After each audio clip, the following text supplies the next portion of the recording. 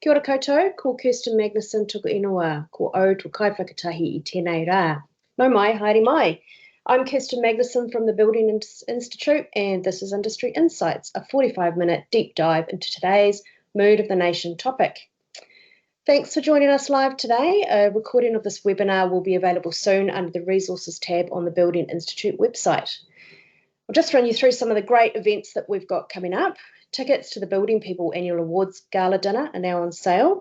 If you're looking to be an exceptional host this year, we've got some special hosting options available, so get in touch with the home team to find out more about those. Our 2025 Building Legends series is live. You can join us in Auckland this month for Leadership and Culture, and later in the year we'll be covering navigating industry guidance and contract updates in both Auckland and Christchurch. And our quiz nights are back. These are happening across the country, a relaxed way to connect with others in the industry and have a bit of fun with your local crew.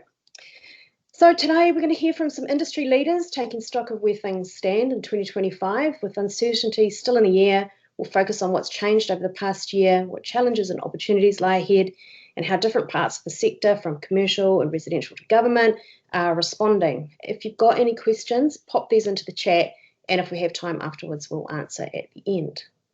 So as you can see, we're joined by a great lineup of guests. So to start, let me introduce everyone. We have John Hemi. He's the Director of Construction Productivity at Te Waihanga and Chair of the Institute's National Board. Craig Hopkins is the Chief Executive of Generation Homes, as well as an Institute Board member and Chair of the Northern Regional Committee. From the South Island, Graham Earl, Director of Naylor Love at Canterbury, who's also an Institute Board member, Southern Regional Committee member as well. Also from the South Island, we have Jared Glue. He's Project Director at ACP and serves as Southern Region Committee member and Dunedin Branch Chair.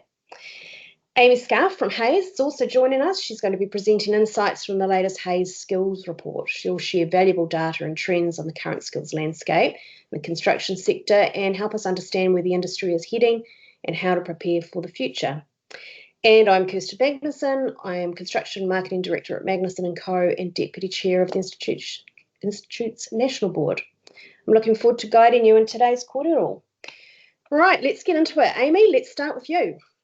Thank you, Kirsten. Hi. Yes, I'm Amy Scarf. I work for Hayes Recruitment. We're one of the sponsors of the Building Institute. I manage our construction, architecture and engineering side of our recruitment business. Worked for Hayes for a very long time, number of years now, but the last 6 years in New Zealand. And without doubt, I would say the last 18 months have been the sort of tightest recruitment market that I've ever experienced. Obviously a reflection, I guess, of the uncertainty in the industry and the broader economy. We've certainly seen a limited amount of recruitment taking place over the last 18 months. And where recruitment is taking place, those roles have primarily been backfill rather than newly created as a result of sort of project growth or company growth. Most of the jobs we are seeing at the moment are for people with about 5 to 10 years experience. So I guess what you would call the doers, those that can get on with the job, but obviously not the higher salary of some of the management spaces.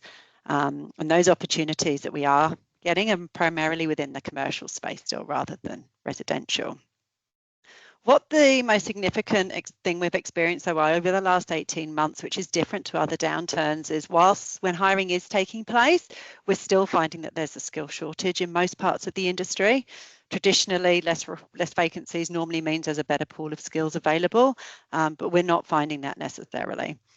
An exception to this rule, I guess, has been in the architecture space. I think architecture, from our perspective at least, has probably been impacted the most over the last 18 months.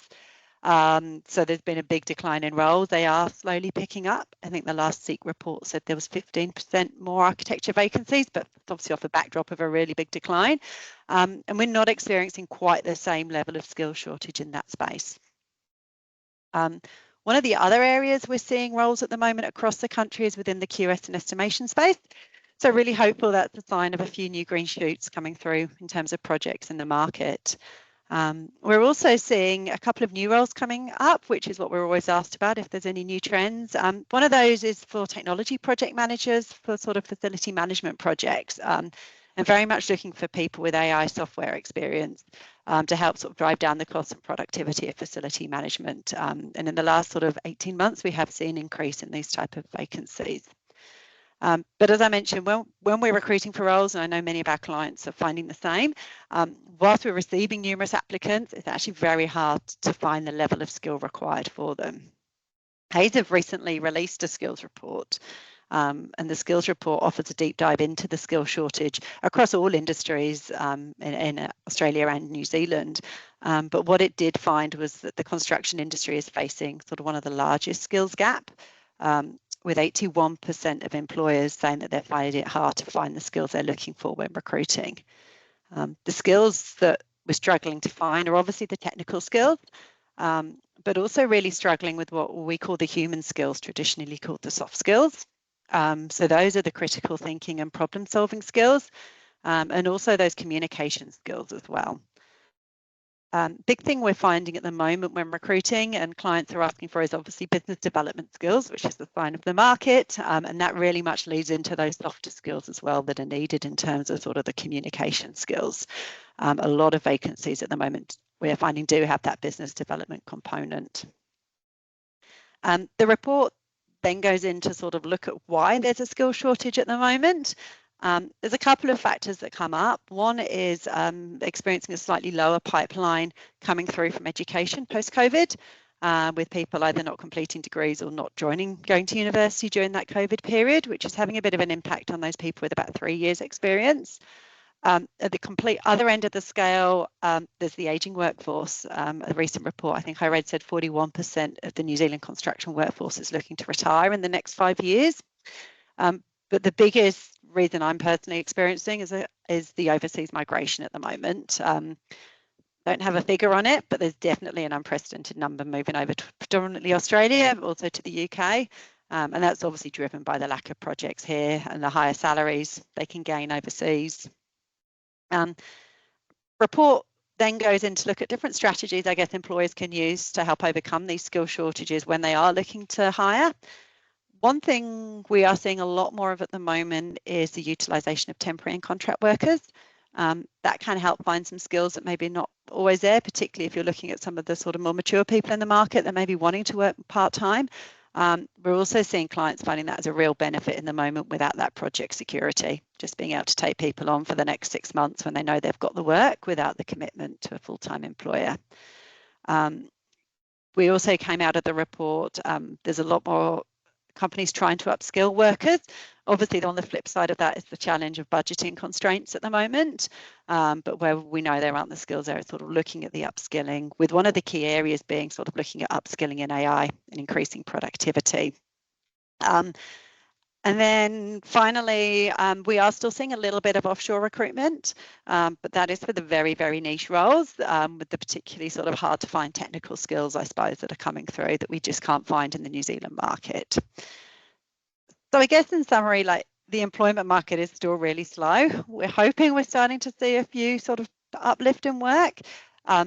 But for us as recruiters, the main concern we're finding and we're worried about is this sort of shortage of that technical and human skills, which we're already experiencing, and how that's going to reflect when the market does rebound, and how tight it is going to be to find the right people.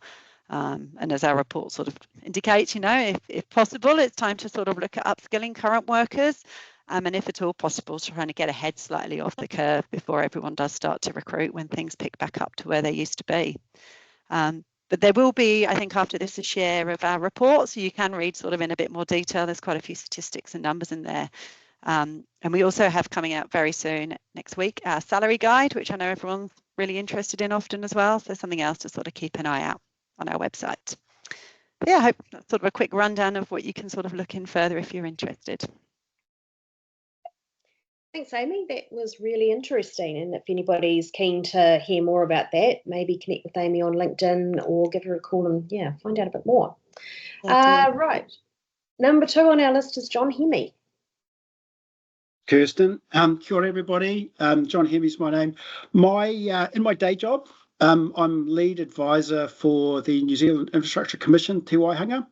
The Infrastructure Commission is an autonomous Crown entity that advises the Minister for Infrastructure on all things to do with infrastructure. And our definition of infrastructure is both social and horizontal infrastructure. So it includes things like prisons, hospitals, schools, social housing, ports, and all that other stuff. So there's quite an element of it that is commercial building, and our sector's key sort of focus area. And I guess reflecting on Amy's comments, what is the new normal? Will we recover to the levels of activity that we had, just pre and post COVID?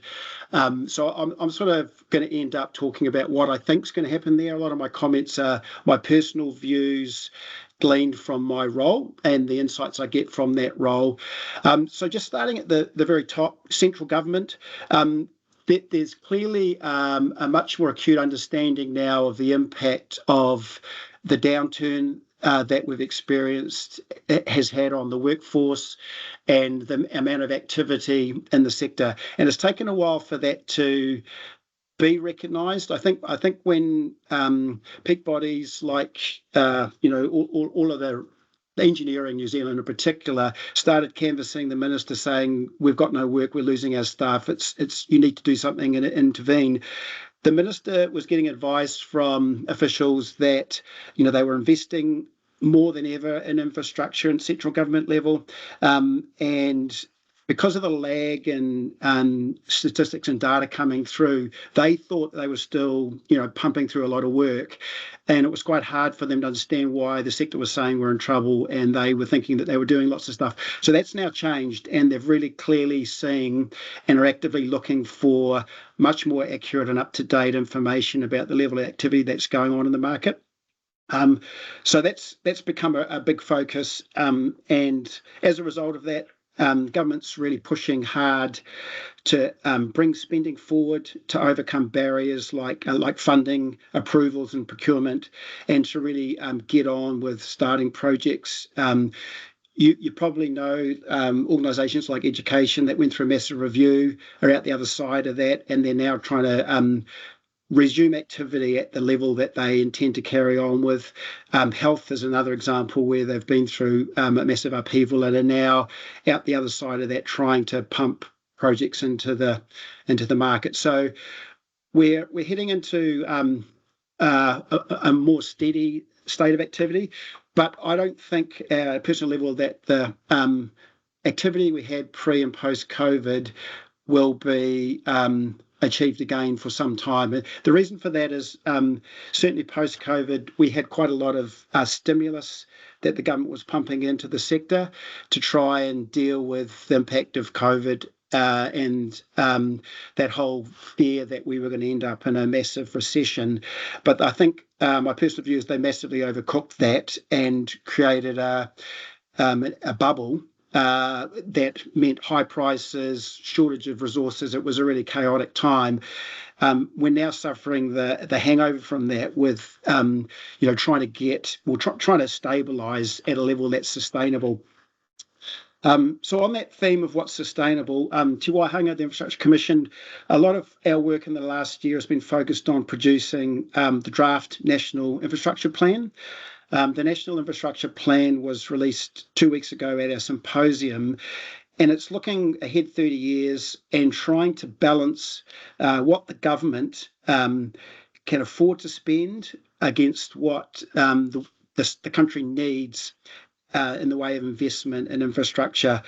Looking at what we as a country are able to afford, and that National Infrastructure Plans had really good buy-in from all political parties, so it's been effective at potentially depoliticising infrastructure investment decisions going forward to a certain extent. But one of the key things that's in there is this theme about what is affordable. At our symposium, we had a presentation from an American author on a subject called Strong Towns, and he was an engineer that had worked in his career early doing development and stuff on cities as they were growing. And there's numerous cities now in the States that are completely bankrupt. They can't maintain the infrastructure that they've built and the assets that they've built because they've overinvested. And it was a real wake-up call to make sure that we are not investing in assets and infrastructure that burden future generations with what's unaffordable to maintain.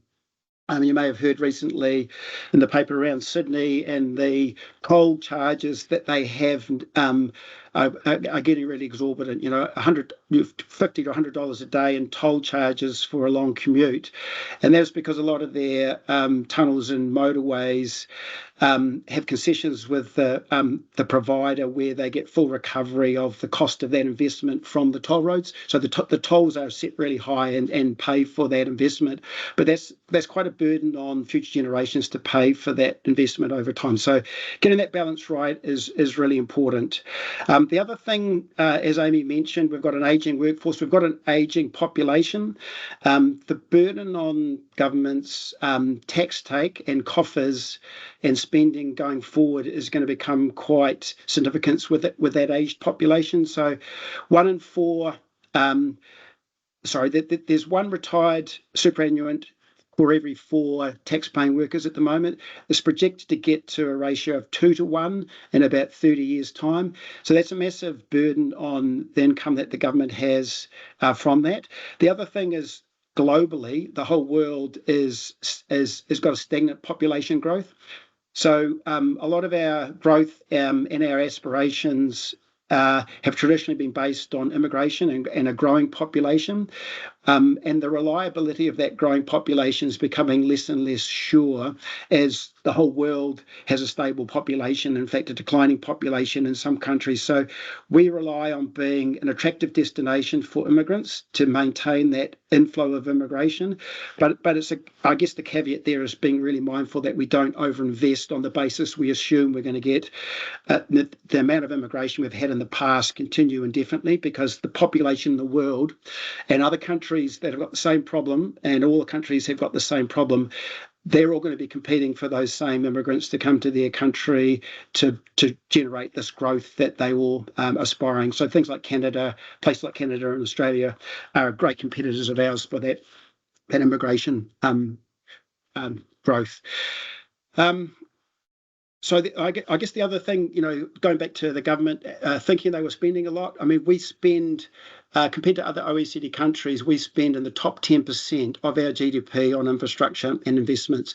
And the flip side of that is what we get from that investment is in the bottom 10% of OECD countries. So we spend a high proportion comparatively, but we get very low levels of outcome from that. So there's a massive opportunity to improve our productivity and the efficiency about how we go about doing things.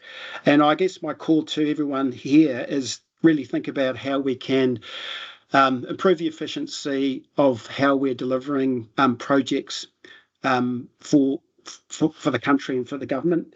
Things like adopting standardization. I know a lot of this is client-led, so I'm sort of I should be talking to my people I advise rather than you as the providers of the services. But things like standardization, designing for manufacture and assembly, and adopting that production mindset, working collaboratively, which we all want to pursue, and applying digital technologies and tools to really improve our efficiency. So these are things that Te Waihanga and I in particular are really advocating for within government and government clients of infrastructure. So yeah, with your help, I'm really hopeful that we can make some inroads into improving our productivity. I know the key thing to enable that is a consistent and steady supply of work, and the turbulence that we've had in the supply in the market over the last 2 or 3 years has been hugely disruptive to any aspirations for a productive way of working. But I'm pretty confident that we've reached the point where we're going to be very, very steady and probably with modest growth in activity, because the central government can't afford to be spending a lot more than they are. But I think we're on track now to move forward in a steady state. So hopefully we can start to get to a stable, sustainable rate of activity moving forward. And I'm talking about central government activity. When I say that, I know that the private sector has got other factors that are hugely influential on the amount of activity that's going on. So the commercial and residential spec housing spaces, I think they've still got a wee way to go to reach that steady state and a I guess, the long-term level of activity that we all want to be achieving. So yeah, that's a bit of an update to me, and I would also really encourage questions to be put on the chat, because I'm more than happy to dig into any of those high-level topics a little bit deeper if required. So yeah, thanks very much for listening, and nice to have a chat to you, Kirsten. Thank you, John. That was really interesting. I always enjoy hearing your Te Waihanga input from central government. So awesome. Next up, we have Craig Hopkins. Afternoon, all. As Kirsten said, I work for Generation Homes. So Generation Homes are a New Zealand group home builder. So I'm going to bring a slightly different perspective on some of the topics today. I'm just going to cover off probably 4 things. The first one's around the market. There's been a lot of news, obviously, put out there around the market at the moment, and it is a pretty tough space to be in. Average sale of an existing home's up to around 50 days. The number of houses for sale in New Zealand right now is over 32,000, which is the highest it's been in a very, very long time, with 11,500 of that actually within the Auckland market. Average house price is still reasonably high at 910,000 or just over, but that's down 1.3% on last year, same time last year. If for those who are in the Auckland market, the current valuations just all came out, and we took pretty much a 20% hit in our residential properties within Auckland. Unfortunately, the cost of building a house from a group home builder didn't drop 20%. So there is that differential, which is having an impact, especially within the Auckland market. So things have got to change. I think if you're in the Otago region, housing's going pretty good. West Coast, I saw some numbers, and Gisborne, I saw some numbers yesterday as well, and they're up about 63%. So great if you're living in those regions, but the rest of it is sort of not doing so well. On the positive side, if we look at interest rates, they're a hot, contentious topic. And I just did a bit of research, and if we went back to June 1998, the interest rate was 11.15%. If we're looking at the moment, you're sitting at 6.79. And saying that, if you look at a 2-year rate, which a lot of people tend to sign up for, the average for the last 25 years is 7.01. You can pick one up at a bank at the moment for 4.95. So interest rates aren't stopping people from building homes. There's a whole pile of other factors that are within that. And it's just working that through and understanding how the best to go. The other thing that's probably affecting residential builders, and it's been in the media quite a bit lately, is around private consenting. This is something that was sort of, I suppose, started quite a few years ago, and it didn't quite work. There is a company out of Canterbury that has decided to get into this private consenting space. They have MB approval and have started working in the Selwyn district. It's an interesting space. It is something that I think is going to work. I got asked to do an interview about it a couple of weeks ago, and what my thoughts were, and is it going to work, and is it the right thing to do? And some of the questions were around, is it a positive development? Can they do the turnaround times that they're doing? Do I have confidence that they'll be able to do it? What are my hopes for it, and do I see that it's going to make a change? And in reflecting on that, I think it is a positive thing. Anytime there's competition, means that people become better, smarter.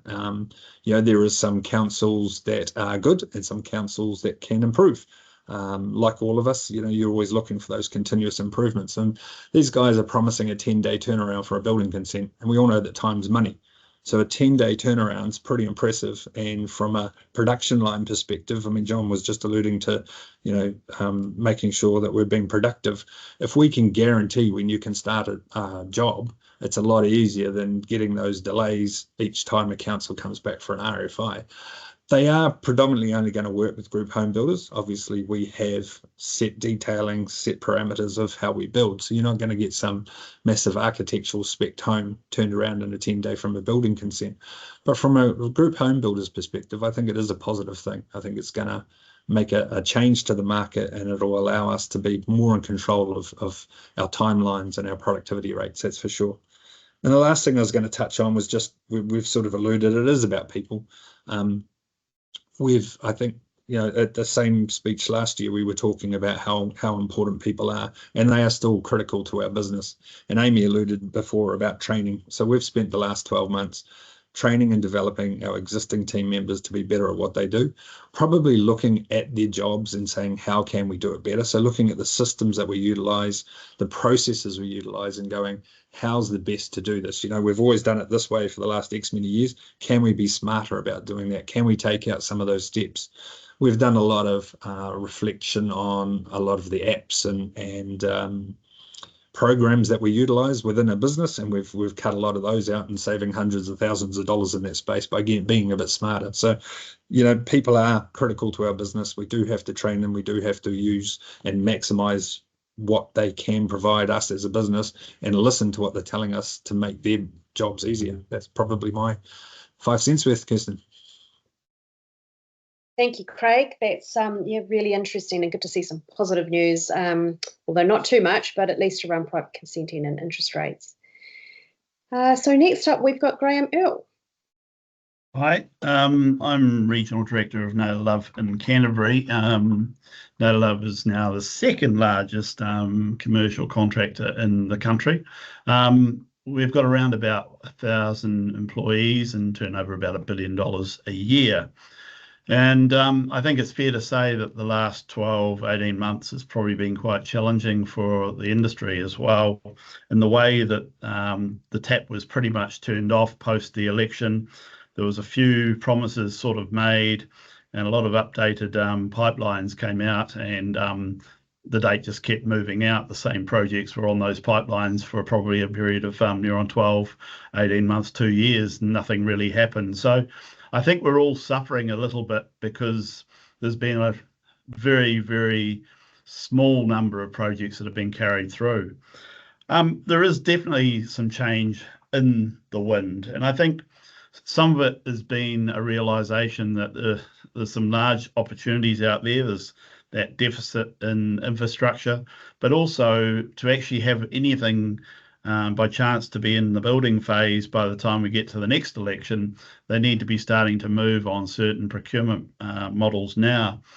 We're seeing a bit of a move to the PPP type models, a lot more design and build coming into the market. And with that comes a bit of a change in what building companies, especially of our size or others, of the type of skill that you need within your business. You know, traditionally, as a traditional builder, you'd have your normal site managers, project managers and the like. But when we're starting to get into the DMBs and PPPs, you know, there's a real push for businesses to have their own design managers, their own engineers, and other people that can actually contribute to cost planning and the likes. So it's a totally different slant to what the traditional builder would have been in New Zealand. So while that's quite exciting, there's also limited opportunities for those people in the near future, but likely that if successful, some of these things will continue. Some of the larger projects that have been sort of moving around, I think we've now seen in the paper that there's a little bit of an end to the Dunedin Hospital. There is some quite large opportunities coming through for Department of Corrections, and then the Health New Zealand have got a significant pipeline of work. They're the ones that have really adopted these new procurement models. And again, it's either get on the bus or you don't. But it does open up opportunities for people with different skills to move into a construction zone.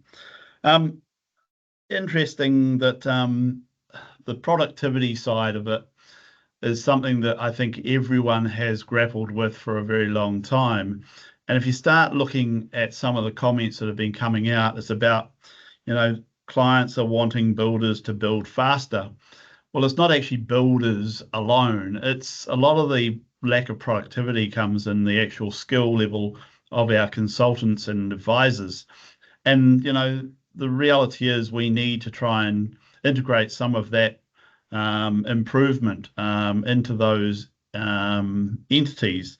Hence why if you're bringing it into a design and build scenario, then the main contractor is likely to be in control and responsible for driving completeness of documentation.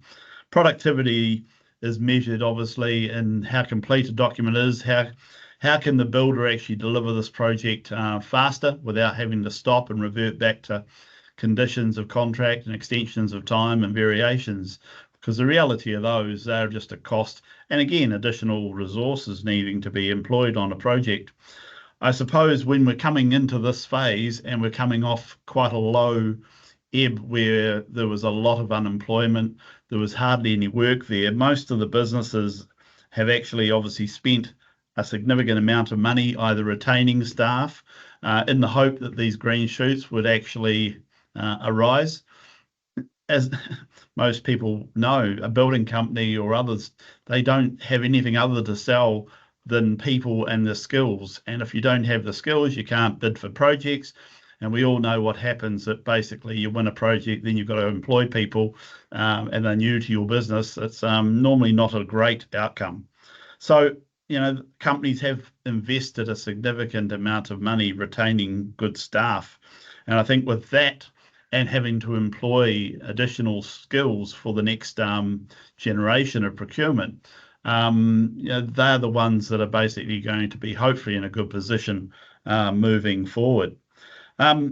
Just going back to last year, we talked about how low could this thing get, and I think we've pretty much seen it. You know, there's a few articles have been written in the last few days around the skills shortage, which Amy was mentioning before. It's very quick to wind a industry down, but it takes a long time to wind it back up. And the shortage of resourcing, which is probably very similar to what we're probably going into, was at the end of the recession after the share market crash. It took a near on 3 to 4 years to get good tradespeople that could progress into site management and the likes to actually manage projects.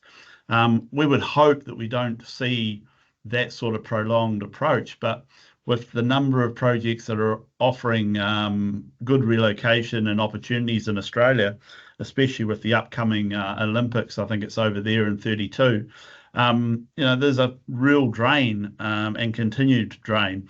I think Amy mentioned the other day when we were talking about quantity surveyors being an industry that's really going to be one to watch. And you know, we see it again in our own business that finding really good, solid, experienced quantity surveyors is really difficult. And it does make a huge difference to your business when you've got those skills incorporated there. So, you know, I think all in all, the green shoots are there. There are some different procurement models. There is a pipeline of projects, but again, getting them into a build stage might actually impact the quantum of builders we need and the time that they bring them into the project. But it's feeling a little bit better than what it was, definitely. So, yeah, hopefully that's been of help. And so, yeah, thank you. Fantastic, Graham. Thank you. Good to hear that there's some green shoots in the wind. Hopefully they'll make it up to Auckland sometime soon. But really appreciate what you're saying about having the right people with the right skills and the right job. Really important. So next up we have Jared. Hi everyone, my name's Jared Blue. I'm an associate with RCP, currently based in Dunedin, working on the new Dunedin Hospital project. Down in Dunedin, we have had some good news with the inpatient building on the new Dunedin Hospital progressing. And as Graham said, you know, there has been a series of projects that have been in the pipeline for some time and continue to move out, but we are starting to see them move closer to fruition, particularly at the front end of the market and the client side sort of advisory space. Those projects are starting to come through and we're starting to see some really positive signs. As Graham said as well, you know, I think we have seen the bottom of the commercial market, and we talked a lot about survive to 25. Well, we have survived, but we're still surviving. You know, it's still pretty tough out there. It's very competitive, and there's not as many tenders in the market in that commercial sector of the industry. So a lot more builders coming to compete on those tenders, all those requests for proposals, and really starting to see that unless you can set yourself apart or really build on that reputation of delivery, then some are starting to struggle. But on the flip side of that, those that are able to demonstrate that, they've been able to build a reputation, build a brand, and deliver over the long term are reaping the rewards of that. So I guess sort of focusing in on people in their mid-career who might have been subject to redundancies or issues in that sort of job space over the last 12 months. I think it's really important to continue to develop your brand and network. The biggest issue I think a lot of people have is they do some great stuff, but unless you can tell people what you have done and tell the story and let people know who you are and what your skill set is, no one's going to know. And the only person who's going to push your barrow is you, or the person who's going to push your barrow best is you. So no one's going to do a better job of telling people your story and building a brand than you are. And Kirsten is going to talk on the sort of specifics of the marketing element of that. But I think, yeah, it's going to continue to be a tough sort of 6 to 12 months, and the message is, keep over delivering, and really now's the time to set yourself apart and tell the story of who you are and what you can do for the industry, because those who are best placed in the next sort of 12 months to pick up those pipeline projects are going to be those who can sort of weather the storm, continue to deliver, and really tell the story to the clients and the rest of the industry that skill set's there. Because as we've sort of talked about today, it is about, businesses are about the people, and you have to build that skill set, but also tell the story of the skill set and really let people know that's what you can do. So some of the ways you can do that is, even within your own organisations, trying to become the subject matter expert or the go-to person.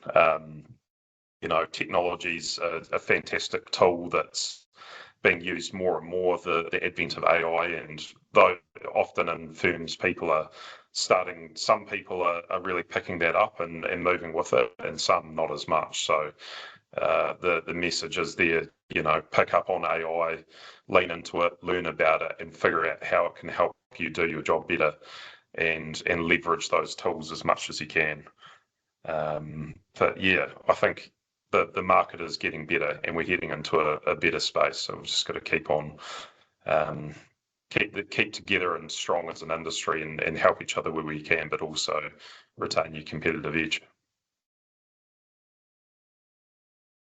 Brilliant. Thank you, Jared. Good news and positive signs with those projects moving closer to fruition. And yeah, great to hear your input on demonstrating brand reputation and hearing about those that build the brand and reaping the rewards of that. That's right in my wheelhouse, so I love hearing people talk about that. So today we've talked a lot about how the industry is shifting, and you've probably heard of the 5 Ps of marketing, but I want to give you a rapid fire version of the 7 Ps of construction marketing. They're a bit different. I'm going to apply them to where we are right now. So let's start with the first one, which is product. So product in today's market isn't just what you build, it's how well your offering reflects where the real demand is and how flexible you can be with your clients and what support you can offer with it. So right now, as everyone has said, there's a reduced appetite for risk. So we're seeing a shift from the greenfield builds towards safer bets like maintenance, remediation, compliance upgrades. That's where the funding is flowing. That's where the pipelines are more predictable. So that's a great space to be working on at the moment. There's still value in green practices. There might not be as much budget for that at the moment, but there's options around that. So maybe it's a low waste site, it's reusing materials, or it could be supplying carbon conscious products. For smaller firms, strategic JV style partnerships can open new doors. So larger contracts will often favour teams with scale and capability, strong risk management. With a joint venture, a regional constructor, for example, might partner with an electrical supplier and a QS and brand themselves under a shared banner. And then they share the delivery load and can offer the clients a more seamless experience. Number 2 is price, how you stay profitable, because in a tight market, profitability matters more than volume. I know it's hard, but try not to discount. Hold your pricing, and if you need to adjust the scope, a reduced scope or stage-based pricing offers flexibility without devaluing your service. You don't want to devalue that and come out the other end and have, you know, a situation you've got to resolve. When you're quoting, make sure that you're not just showing what something costs. Always show what it saves or what it will enable long-term. Number 3 is place, and that's how clients find and access you. Your first place is going to be the website. You know, people need to come onto your website and go, okay, I need to request a quote. I can do that. How do I book a consult? What happens next? If you can, be flexible with your location. If your local market is Auckland, it's probably a bit slow. So maybe have a look down at regions with stronger pipelines, Canterbury, Queenstown, those kind of areas. And just remember your response time is key. The faster you quote is often how fast you win. Number 4 is promotion, which is around how you stay visible, and it's more important now than ever. But the tone needs to be grounded and it needs to be useful. So create content that adds value. It could be case studies, cost-saving tips, site updates, because the goal is to build trust. Referrals and cross-industry relationships are super important in the market right now. It goes without saying, if you're paying for advertising, keep it super targeted. If you're offering something niche, there's huge value in showing up right where the people are searching. There's not much point in showing up anywhere else. So just keep that in mind. Like I think everybody today has said, people are your best marketing asset. So they're part of your brand, especially the people that your clients are dealing with day to day. So train your people to understand your value proposition. Celebrate them in your content. Like Graham and Craig just said, good people in a downturn, they really are your competitive edge. Number 6, that's your process. How easy are you to work with? Clients don't just want a great result, they want a process they can trust. So what does that look like? It might mean clear quotes, consistent timelines, regular check-ins. If you haven't already, you can systemize your client comms and make sure, you know, use AI to do this, keep them consistent across the board. And always aim to answer questions before they're asked, because proactive communication does build loyalty. And then the final 7P of construction marketing is your physical evidence, and that's around the proof that you can deliver. So in uncertain times, clients need the confidence that you're real and reliable. Good way around that, like Jared has said, that's sharing strong case studies, good imagery. It's highlighting memberships and certifications. You know, you belong to the Building Institute, Site Safe LPP, ISO. All of this signals your legitimacy. And make sure that every touch point from your website to your site signage reinforces a strong professional presence. So that's my 7Ps of construction marketing. In a nutshell, what you offer, how you deliver it, how you communicate it, it matters more than ever right now. It's not about being the flashiest in the market, but you need to be clear, confident, and connected. So that brings us to the end of today's kōrero. Summary of what everybody talked about. Amy, thank you so much for your presentation. Super interesting. Great to hear about a skills shortage. Maybe not so great to hear about a skills shortage, but interesting, especially in that tech and human skills space. Really enjoyed your recommendation about getting ahead of the curve and upskilling and recruiting things before things pick up. I think that's something Craig mentioned as well. John, like I said, I always really enjoy hearing what you've got to say about the central government and to Waihanga. Great to hear that education and health projects are resuming. Steady state of government projects on the way, yes. And an excellent prompt for members to think about how we can improve our efficiency through standardisation, design, digital and AI. Craig, thank you. Some positive news for the industry via Industrate's private consenting. And the importance of training people, refining systems and processes for managing people, and deep listening to make improvements if you can. Graham reported some change in the wind, good change as well, deficit in infrastructure, certain procurement models on the move, PPP in particular, with a lot more design and build in the market. Again, reinforce the importance of having the right people with the right skills. And Jared, good news and positive signs again, with projects starting to move closer to fruition. And yeah, like I said, really appreciate you talking about the importance of demonstrating your reputation and building a brand so that you can reap the rewards of it. So a huge thank you for our speakers and for sharing your insights and for joining us live. Our next industry event is coming up on the 14th of August with Hayes, so we hope to see you there. Just a reminder, today's session will be available on our website under the Resources tab, and you can view and share the recording. We'll also include any relevant links in the session notes. Ka kite anō.